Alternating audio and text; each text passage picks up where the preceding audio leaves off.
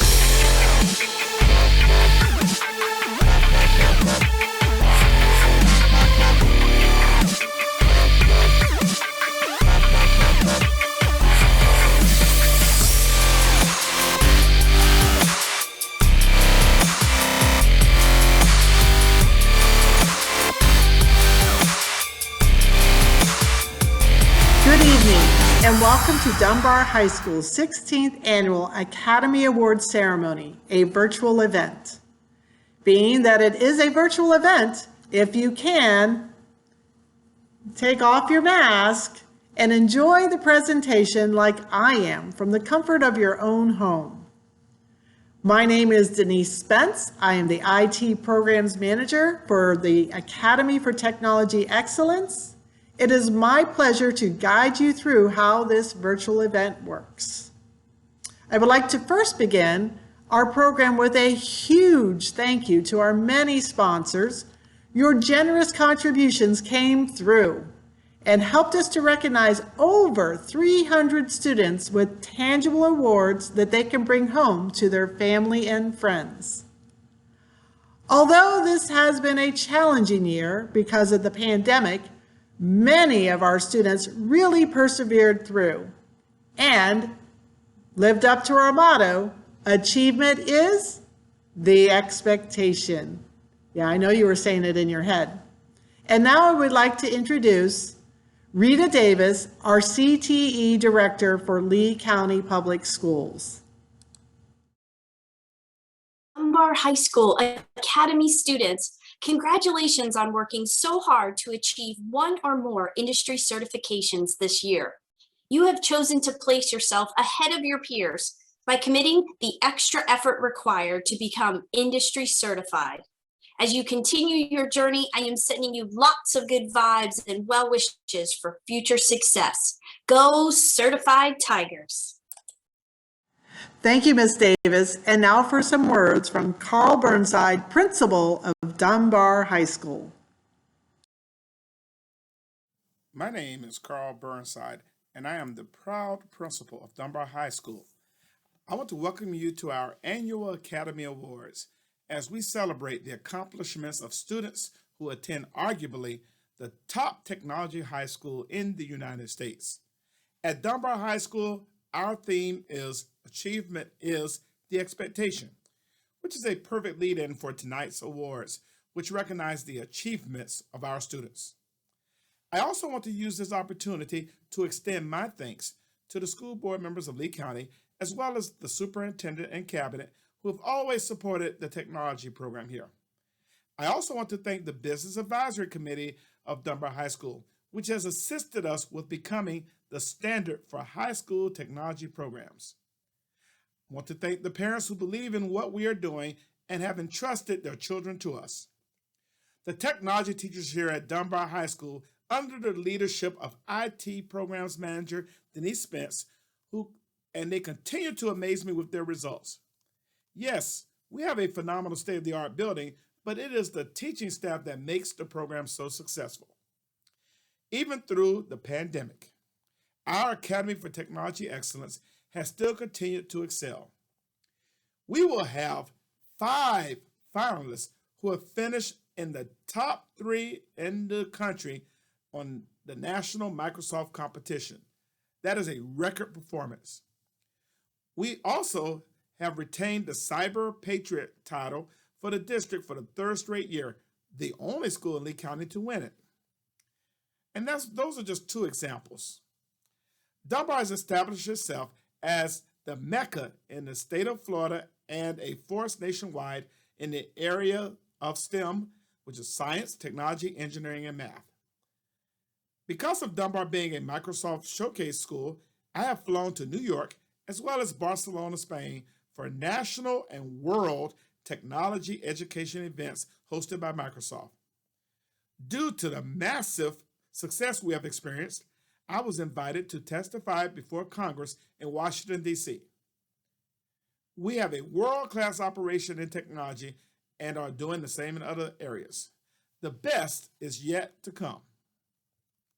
And this event tonight is a night to celebrate what we have accomplished here at Dunbar High School, where our achievement is the expectation. Hey Dunbar Academy students, did you know that Dunbar High School is a Full Sail University partner? And as a partner, Full Sail offers our 4-year Dunbar Academy graduates a $15,000 scholarship towards their degree at Full Sail. If you would like to apply, check in with one of your teachers. They have the link, or on the Dunbar website, or just contact Denise Spence. She'll get you hooked up. And now on for our guest speakers presentation.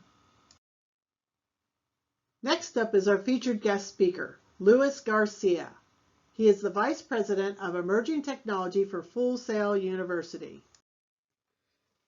Mr. Garcia is the Vice President of Emerging Technologies at Full Sail University. He is a seasoned executive who has been working on technology, digital media, and education for over 20 years. Lewis leads the strategic direction of technology and gaming degree programs at the university. He also works with technology companies to bring research projects in the area of simulation, AR/VR, UX/UI, gaming, IoT, cloud, and other emerging technologies. Lewis is originally from Caracas, Venezuela, where he earned a bachelor's degree in systems engineering. He also earned an associate's degree in digital media from Full Sail University and an MBA from Duke University.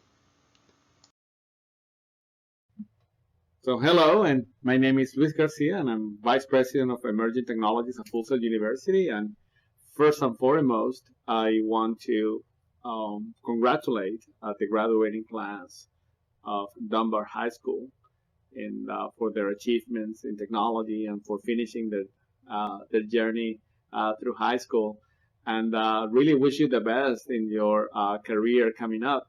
I thought that it would be a great way to send you off is to give you a little bit of history of a professional career in technology and how technology has evolved over the last 30 years. And but most exciting is where technology is going in the next 30 years. So if you allow me and indulge me, I'll kind of tell you a little story. So today, in my role as a Vice President of Emerging Technologies, I have the privilege to visit the most important gaming studios and technology companies in the world, all the places where we have graduates from our university. So I've been at Epic Games, which is the developer of Fortnite, and Riot Games, which is developer League of Legends, and as well as Google and Adobe and Amazon and Apple and all those companies. So it gives me a very good view of where the technology industry is. But my journey in technology started a very long time ago in the 1970s, and I was born in Caracas, Venezuela in the 1970s, and so I'm probably as old as your parents. And I have an identical twin brother that you can see in that picture, and we have this journey together. So he's gonna continue to come into this presentation. So, but I got started in the 1980s as I was growing up. My dad was very impressed with this article in the newspaper that he saw that a computer was they were now introducing personal computers, computers that you could take home. And he was so impressed because he really remembered computers as how the picture shows is a full room gear and machines was how he remembered a computer, because that's how it was in the 1960s. So for him, the fact that you could take a computer home, it was a very amazing thing. So he thought that asked us, do you want to have a computer for Christmas? And we thought, yeah, it sounded like a video game, so we say yes. A quick fact about that computer in the picture is that the total storage of that whole room was 1 megabyte, and which is, if you take a gigabyte and divide that by 1,000, that's a megabyte. And that was the total storage of data that room could store. Your phones in your pocket can store hundreds of times more data than that. My normal phone can do 256 gigabytes, so that is 200,000, 200 million times more than what that room can store. But that's where the technology was back there. And it's the beginning of what I'm going to walk you through, what we call the 4 revolutions in technology. The very first one was the personal computer. This idea that computers could be in people's home, and the idea that every single household should have a computer. It's an idea that is very normal today, but back then it was a revolution. And it opened all kinds of possibilities that people thought that we could solve in the world, a lot of new problems with this kind of technology. Of course, if you today, 35 years after, the world is incredibly more complex, and we're not really lacking of any problems. And we have problems like climate change and universal access to education and chronic diseases. We're just going through a process of a global pandemic. So the world has grown a lot more complex, and these problems are very present. But the good news is that technology, innovation can play a pivotal role into solving these problems in the future.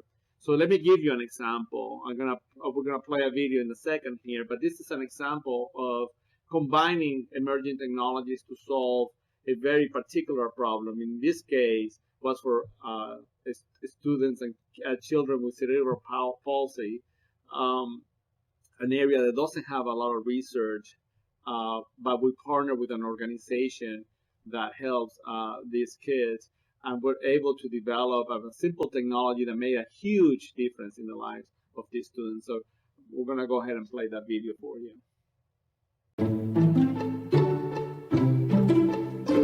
Assistive technology aims to improve the lives of people living with disabilities. In the Simulation and Visualization program, we ask students in the Portfolio 6 course to put their hardware and software skills to use towards a positive cause. The idea is, if anybody struggles with daily activities, what can we do to try and help them? And it's also partly just looking into the community instead of trying to, come up with some epic project, just looking down the street and see what's around here so we can participate in the local community.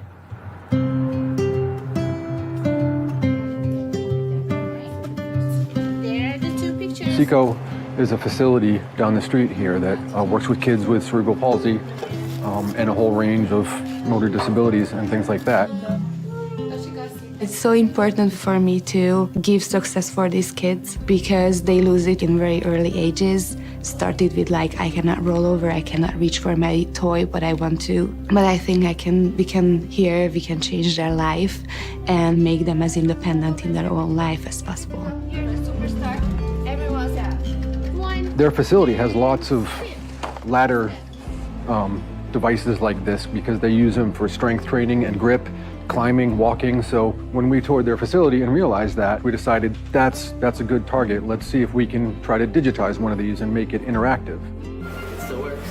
We gave the audio version to them just to play around with and see what they thought about it. And that alone had fantastic results. What they told us was a lot of these kids have trouble even lifting their neck. But when they were reaching up and pressing on it and it was making a sound, they were looking up to see what was going on. And that was a huge win for the staff over there. They were very excited to see that. But once we got past the audio version, we put on a monitor and a little computer. So now we could do software development and start making games and tie it into our inputs. And that's where the potential just went through the roof. The students were involved in every aspect of it. In fact, we were doing things that I had never done, so it was new to all of us, a lot of it. Some of the challenges that we faced when constructing it were some electrical issues. We had some issues with the wiring and the paint methods to detect if people were touching it. We got some false triggers, which was a real challenge. Even putting our hand near it, it was triggering false positives, and that was no good. Once we got past that, it was not too many challenges and just a lot of fun. They started out very simple. They would grab a piece of the ladder and the screen would change colors. And then as soon as we got that down, we started coming up with a lot of other different ideas. And then from there, once we got some feedback from Seco to say, you know, this is good, or, you know, maybe this isn't very good, we just went from there and eventually just built those blocks up until we had something that both of us were really proud of.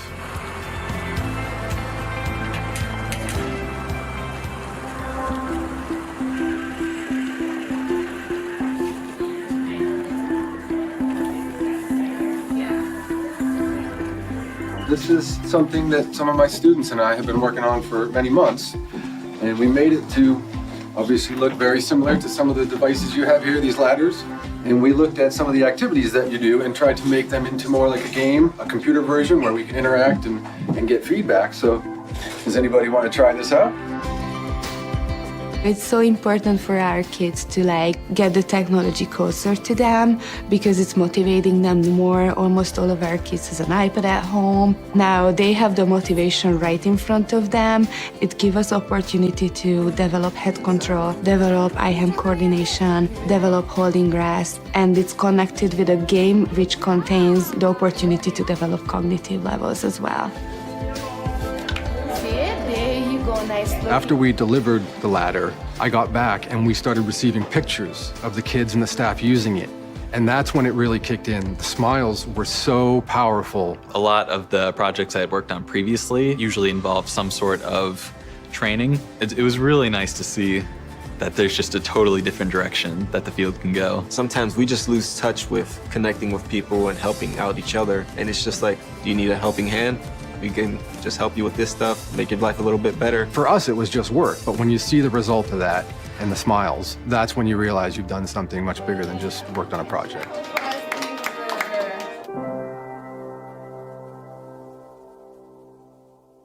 So as you can see in this example, it's a great way of combining emerging technologies to solve a real-life problem that makes a huge difference.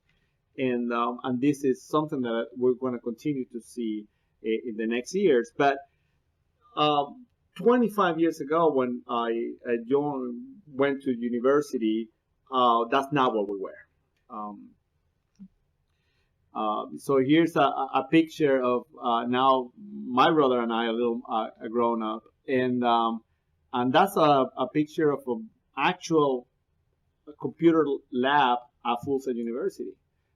Today, there's no more computer labs as they were back then, because the computer goes with the student, and everyone has portable computers. And but back then, you had to go to a particular place, and those computers were starting to talk to each other, and those were very advanced computers for the time because they could integrate video and music and text and something that they call multimedia back then. And that was a really great advance from the days of the personal computer that only could do text. And we could see back then that this idea of multimedia, which was delivered via discs, like CDs, and this is even pre-DVDs, was going to migrate to the internet. My brother and I thought, well, that's going to be a great opportunity, because it was really a new revolution of technology was being born, which is the internet. So if the first revolution was to get a computer in every single home, the second revolution was connecting all those computers, and that really changed the spectrum of the industry. So our goal as young technologists going into the industry was we have to be part of this revolution. We have to be part of the internet. And we were attending college, we were paying very close attention to what was happening on the internet, which is very, very early back then. So we continued to inform ourselves through trade magazines, which is how you did it back then. And there wasn't that much information on the internet. And we read this magazine called Wired, which was an obscure magazine back then. Today it's a very famous technology magazine. But my brother one day told me, I know what we have to learn. We have to learn this programming language called Java, because that's going to be the programming language that they're going to use for a lot of the applications on the internet.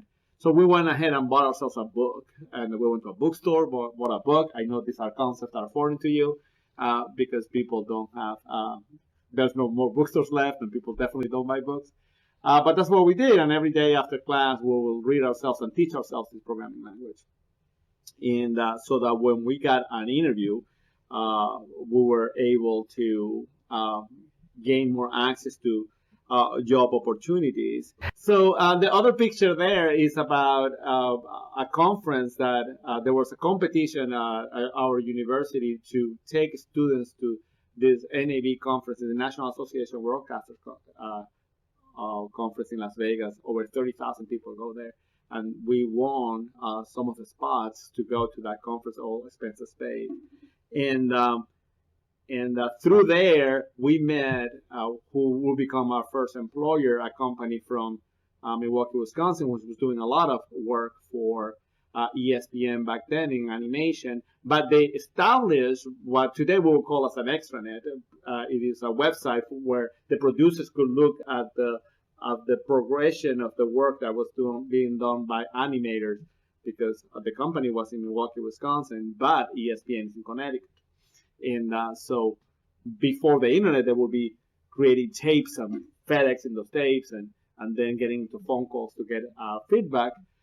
They established a system in which that could be done electronically, and that was a big, huge thing. So we applied to work in this company, and they fly us in, both my brother and I, to go to a job interview. And so when we get to the interview, I won't bore you to the technical details what it was.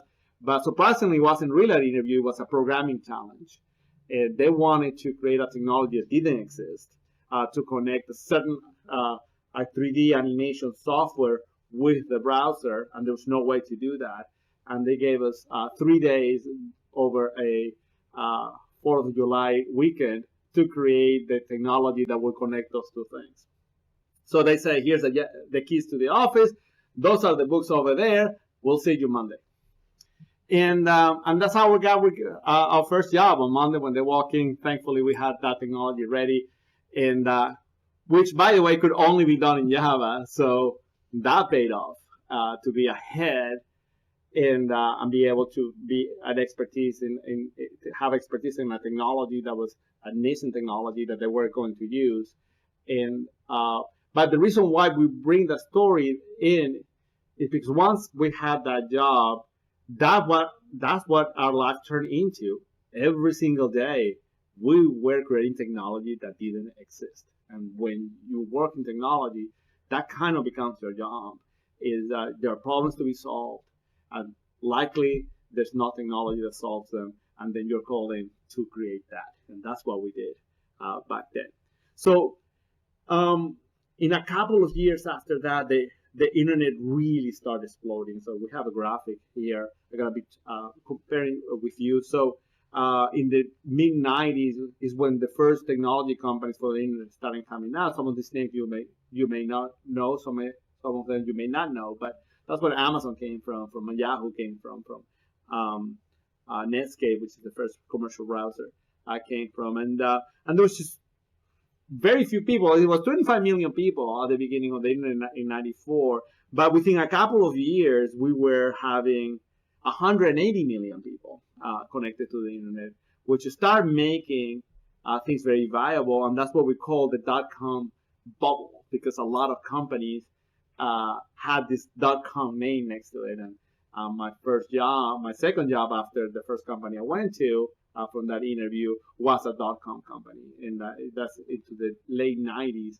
There's a lot of internet companies starting pumping up. So the .com bubble was a bubble and did explode, and all of these companies went out of business. But the internet didn't go anywhere. The internet continued to grow, and as we got into the 2000s, then we started getting companies that were using the internet very differently. So companies like Friendster and LinkedIn and MySpace and ultimately Facebook and Twitter started coming up in the early 2000s, and their deal was that now we're going to use the internet to connect people, right? And then in 2007, I'll go back to the graphic again, and a new inflection point takes place, and it is when Apple introduces the iPhone in 2007, and that opened a whole other door, because now we had applications that only run in the supercomputer that you carry in your pocket. And there are companies that only would do that start being born, and the phone was in a lot more places than the PC. And then we saw companies like WhatsApp and Instagram and Snapchat, and even the last one that you will see in that graphic is by the end of 2014 is what it was called originally Musical.ly, which today you guys know as TikTok. And at that point, we're getting at billions of users. The internet population double and triple again within a 10-year period, which opened the opportunities for all these things. And today we have over 4 billion users, and those are numbers pre-pandemic. I'm sure it's probably edging towards 6 billion users on the internet. So we get into what we call now a third revolution. So if the first revolution was to get a PC in every single home, and the second revolution was connect all those computers and form the internet, the third revolution was what we call the social and mobile internet. And it was using this connectivity to connect people, not only connect information, but to connect people. But where's that puts us today is at a very interesting moment, because we have had technologies that have been in development 20, 30 years, really 50 years since the invention of the transistor, which is the beginning of everything. And innovation have these things that is just built on top of existing innovation. So today, if you enter the technology world, you get to build on 50 years of innovation that didn't exist before. And we have technologies that have been in development for 20 or 30 years that are all getting at its peak at the same time. So we have artificial intelligence, which is the ability of software to think on its own, and high-speed connectivity like 5G we're starting to lay out all over this country. And we have cloud technologies that allows you to have high processing times and high storage, with everybody walking with a supercomputer in their pocket, and then and advanced robotics and visualization like never before, when you have these devices you put around your eyes, and then you get to be immersed in other worlds. So all these technologies have been in development for 30 years, and they're all getting to critical mass at the same time. So what does that mean? What it means is that we're entering a fourth technology revolution now. And so if the first one was getting a computer in everybody's home, and the second one was to connect those computers and form the internet, and the third one was to connect the people in those through the internet in the social mobile web, we're getting the fourth revolution, which is one in which we're going to be solving the complex problems of the world. So let me show you some examples of that. This company, Neon, who is a subsidiary of Samsung, who makes all the monitors and TVs, came in with this platform for digital humans. And I recorded this with my phone. As you can see, those lines that you see there, those are emotions that they're measuring. As they move to different emotions, the face of the character, which is fully digitally generated, will start to change. And we'll see the next one, which is this. We have this character that looks like a flight attendant, and if you could see over there, there's also code that is taking place, and while that code is taking place, you have this red dot is moving. It's moving around emotions as well as they go to different emotions. You see her reacting in different ways, and is smiling, getting serious, or getting stern. All that as a platform. What this can do then, as a platform, is it can be a digital agent and can connect to a translation agent.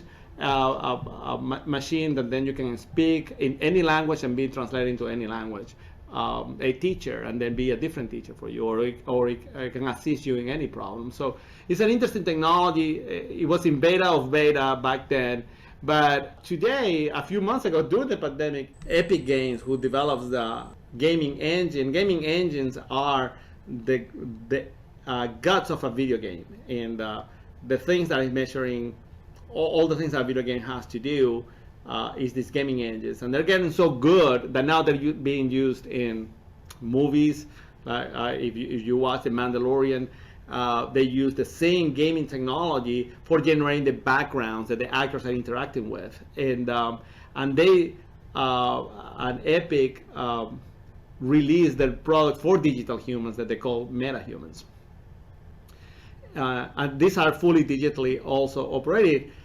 Difference than Neon, it was a standalone product on its own platform. This comes in the gaming engine, which means that now it can be integrated not only in games, but there are other applications that are using gaming engines. But today, it comes into simulation, healthcare, education, movies and TV. So we haven't even started to grasp the impact that having digital humans at this level of detail and being able to interact with will do to us. And imagine now, if the digital human can be rendered real time, then in a movie, I can place an actor in front of a screen that is running the gaming engine.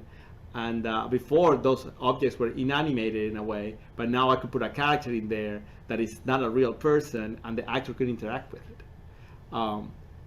So that's just one example. There are many examples that we haven't even started to create. So here's my point. If you choose a career in technology, which by having gone to a high school like Dunbar, you already did, in a way, you get to be part of the most exciting time in technology. So when I came into the technology world, I was in the second revolution. So it was about connecting computers.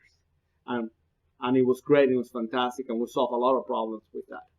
You get to solve world-changing problems. You get to work with innovation that is being in development for 20, 30, 50 years. You get to solve climate change. You get to solve education all over the world. You may cure cancer. You get to be in part of the most important technology revolution in the next 30 years. So I'm super excited for you that you're going to be part of this, and I wish you the best in your journey to be a technology professional. Congratulations. Have a wonderful time, and I hope that you have a wonderful career. Thank you very much. Next up are Program Awards of Excellence.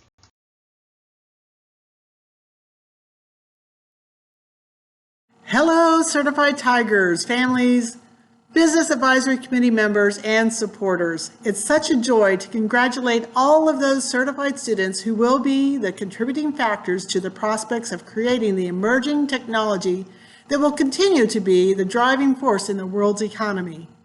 Dunbar High School's technology program has itself had over a decade of excellence in its programs. We have seen so many wonderful achievements locally, nationally, and globally. We've had 2 Microsoft World Champions, placed first nationally for Cyber Patriots and 3-time winner for the local Lee County schools. We have national winners for Science and Inventors Fair. We have Women in Technology Aspirations and Computing Award winners, one national winner who went on to work for Google. We have Adobe Digital Design Florida State champions, plus we have helped thousands of students earn industry certifications and many more to go on to very lucrative and rewarding jobs in science, technology, engineering, and math. I, alongside with our admin team, distinguished faculty, and business community, have had the utmost pleasure in building these world-known academy programs. We literally have had visitors from across the globe visit, take notes on how to craft a program that leads students to both advanced college degrees and exceptional STEM careers for their future. It is my 16th year celebrating the successes of these wonderfully talented individuals. Congratulations, Certified Tigers. Your future is bright indeed. Dunbar High School's Academy for Technology Excellence has seen over a decade of technology achievements. We've become a Microsoft Showcase school, an Adobe featured school, a CompTIA school, modeled for success. We've had all sorts of rising stars in the news press. We have been featured in magazines, and we have even developed some webinars and some training sessions for people across the globe. You can see we have a long list of things that we have accomplished. Our students have earned a variety of national titles. Kevin DeMacalangan, our Microsoft World Champion, was named a National Merit Scholar and a National Cyber Scholar. Kenise Jackson, Haley Romero, and Patty Patrica were Southwest Florida winners and Rising Star for the National Women in Technology Aspirations in Computing Award. For the Microsoft Office Championship, we have 5 state champions, and now all 5 are in the top 3 as finalists for the 5 of the 6 categories you can compete in at the national level. Each of these students can earn either first, second, or third in the nation in their category. Kevin DeMacalangan will be competing in Word 2016, Carson Mulvey, PowerPoint 2016, Andrew Chong Saladin, PowerPoint 2019, John C. Parsa, Excel 2016, and Ian DePaul will be competing in Excel 2019. They will find out where they placed on June 23rd and if they get to compete for the world title. Dunbar's cybersecurity students, under the guidance of instructor Jason Peretta, competed in the National Cyber Patriot Competition and earned 2nd place for the state of Florida. His Technology Student Association game design team is now in the top 12 in the nation, and we should hear back the results at the end of June. Dunbar student David Liu took 2nd place for his entry of an electric-generated hydraulic oil-free door closer at the Thomas A. Edison Inventors Fair. He received a trophy and a FPL EnergyWise scholarship. Just some examples of how these Tigers have earned their stripes. Dunbar partnered with NeoGenomics to offer 2 of their biomed students and 2 of their IT students internships to practice what they have learned in their biomed program and their STEM program or technology program.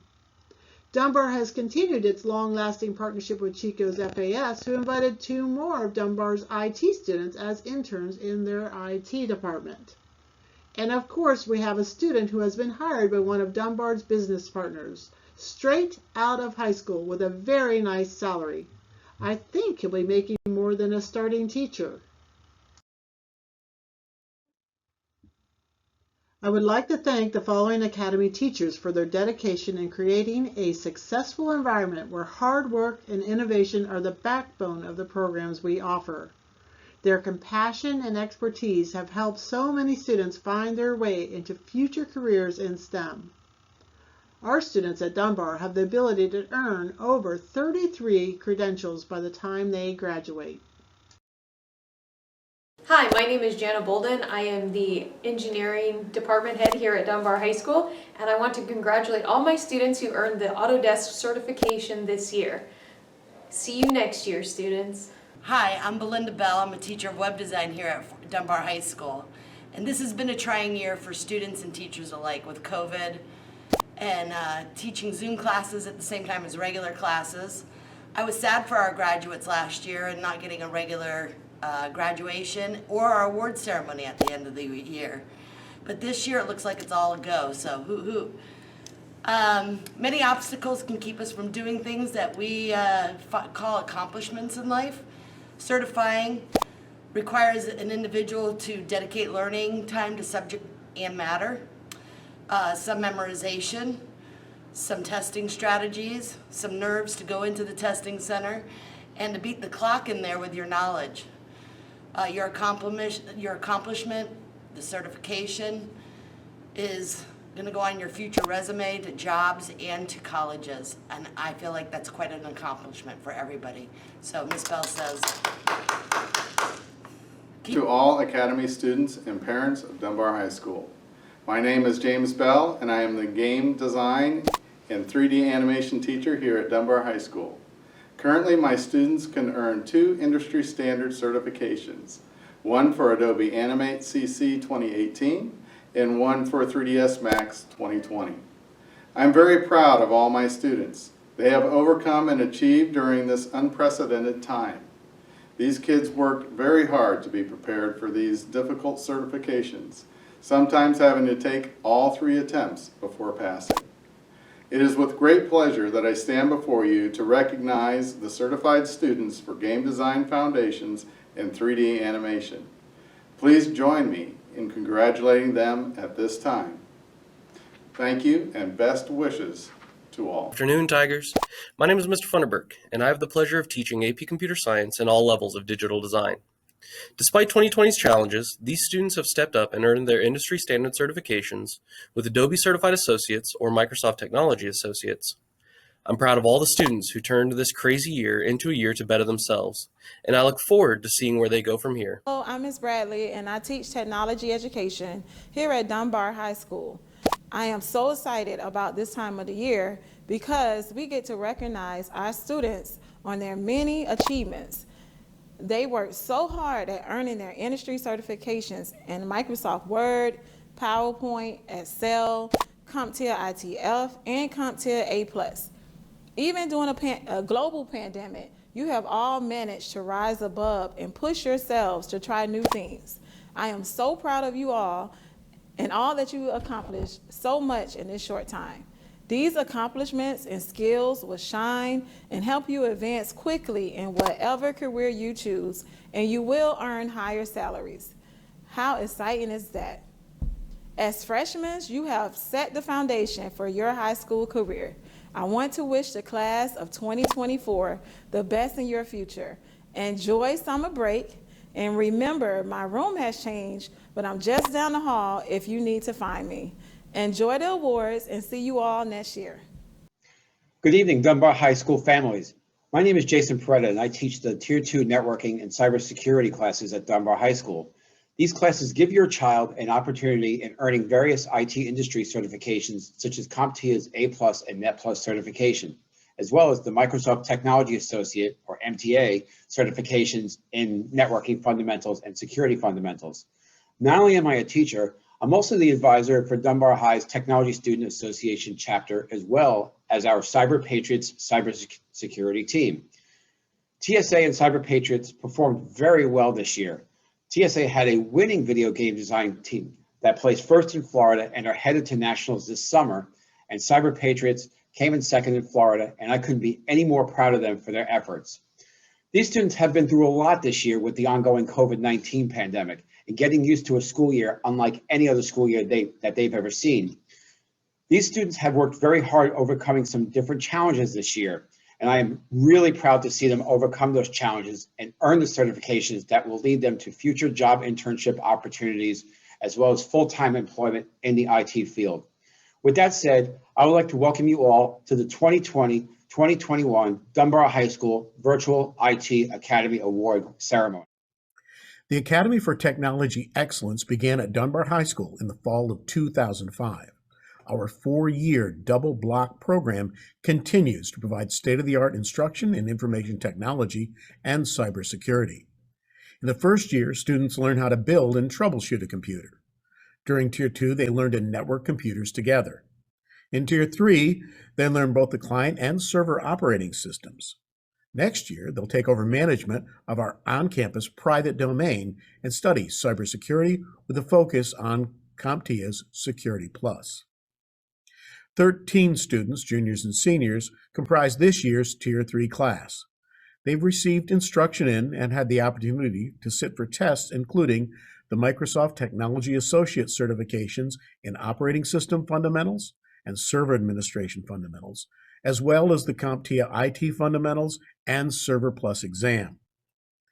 It has been a challenging 16 months for all of us, and I'm proud of the work our students have done. Those continuing on will have an opportunity to demonstrate what they have learned as they acquire additional skills required for today's workforce. Hello, my name is Mike Benford, and I teach Digital Info Technology and Digital Design 1. I'd like to congratulate all the award winners. Earning these certifications takes a lot of effort and work, and you've earned it. To the seniors, best of luck, and to returning students, we look forward to seeing you in future classes. Have a good evening. Now it is time for the award portion of the ceremony. Typically, we would parade these wonderfully achieving students up on stage, but due to the pandemic, we will be showcasing their achievements virtually. To see all of those students who have received acknowledgement of their achievements, navigate to the awards page on the Google site. There you will find all awards of excellence for earning industry certifications based on their course. You can scroll through to see them all or just find yours. Congratulations. Now it's the time for Senior Awards of Excellence. These awards are for seniors who have been enrolled in our Academy for Technology Excellence program for 4 years, have taken more coursework than most students in IT around the country. 13 students completed 4 years of the Academy for Technology Excellence program in the past 2 years. The classes of 2020 and 2021 earned over 235 credentials during their 4 years spent studying information technology and cybersecurity here at Dunbar High School. Their credentials include certifications from Adobe, Autodesk, Toon Boom, Microsoft Office, Aruba, 5 different Microsoft Technology Associate credentials, Microsoft Azure, 8 different certificates from CompTIA, including Security Plus. The top senior this year, Ian DePaul, earned 28 unique certifications while at Dunbar and has represented the state of Florida in the Certiport Microsoft Office National Championship for the past 2 years. All of this at a time when we had to close our campus in the spring of 2020 and deal with 2 of the more unsettling years any high school student could imagine. Over 100 students have completed all 4 years in the ATE since we opened our doors in 2005. And like a parent who's not permitted to have favorites, I'm proud of all of our alumni. Many have gone on to work in the industry. But the challenge faced and overcome by these last 2 classes are worthy of special recognition. I know, like those who've gone before you, you will take the problem-solving skills you've developed here and make yourself successful at whatever your chosen future brings.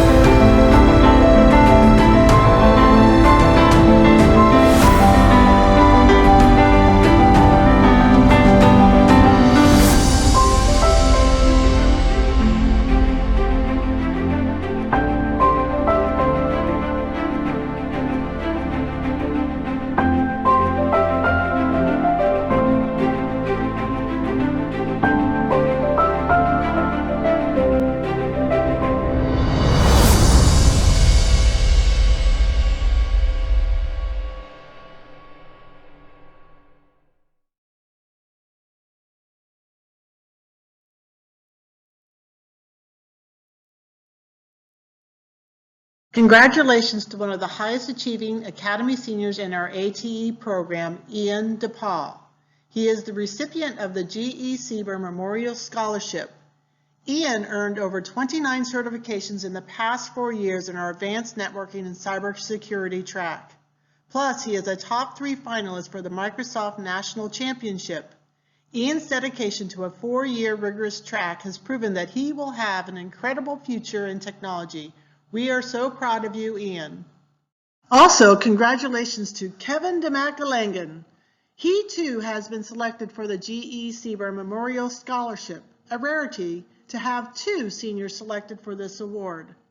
Kevin was enrolled in our 4-year cybersecurity track, added the AP Computer Programming and Engineering coursework to his already heavy coursework load. While in the technology program, Kevin has earned over 23 certifications.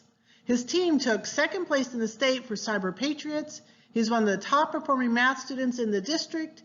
He was selected to participate in the Harvard Summer Programming Camp. He was named a National Cyber Scholar, a National Merit Scholar.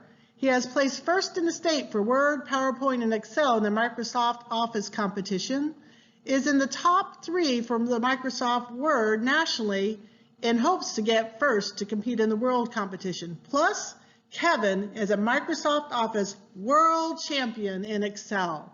It has been a pleasure to have Kevin here at Dunbar High School. Congratulations, Kevin. Can't wait to see what you will accomplish in the future. Distinguished guests, parents, faculty, and students, thank you again for joining us online for our 16th Annual Academy Awards ceremony, a virtual event. It was definitely a year full of firsts and challenges. I would like to extend another special thank you to all of those that made this evening possible.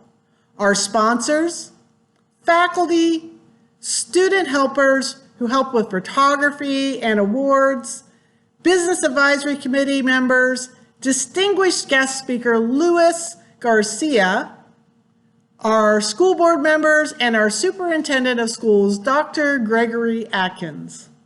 Our programs will continue to reach their fullest potential with your continued and unwavering support. Students, once again, congratulations on all of your accomplishments and certifications. This concludes the presentation. Hope to see you again face-to-face next year.